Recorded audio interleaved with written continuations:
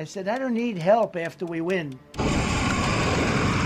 متوسل میشن به کسانی که যুক্তরাষ্ট্র যদি ইরানের বিরুদ্ধে পারমাণবিক অস্ত্র ব্যবহার করার কোনো দুঃসাহস দেখায় তবে তার জবাব হবে ঠিক একই মাত্রার বা সমপর্যায়ের। ওয়াশিংটনকে সামরিক পদক্ষেপের বিরুদ্ধে সরাসরি এই সতর্কবার্তা দিয়েছে তেহরান।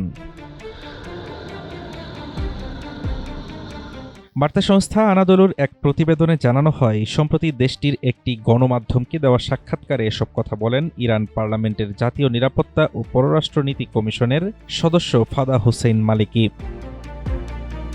ইরানের উপর যুক্তরাষ্ট্রের পারমাণবিক হামলার সম্ভাবনা নিয়ে প্রশ্ন করা হলে মালিকি বলেন, মার্কিন প্রেসিডেন্ট ডোনাল্ড ট্রাম্পের কোনো অবিবেচনাপ্রসূত পদক্ষেপের সম্ভাবনা তিনি একেবারে উড়িয়ে দিচ্ছেন না। তবে ট্রাম্প এমন দুঃসাহস দেখাবেন না বলে মনে করেন এই ইরানি আইন প্রণেতা, কারণ এ ধরনের কোনো অনভিপ্রেত পদক্ষেপ পুরো বিশ্বকে এক বিপজ্জনক যুদ্ধের দিকে ঠেলে দিতে পারে।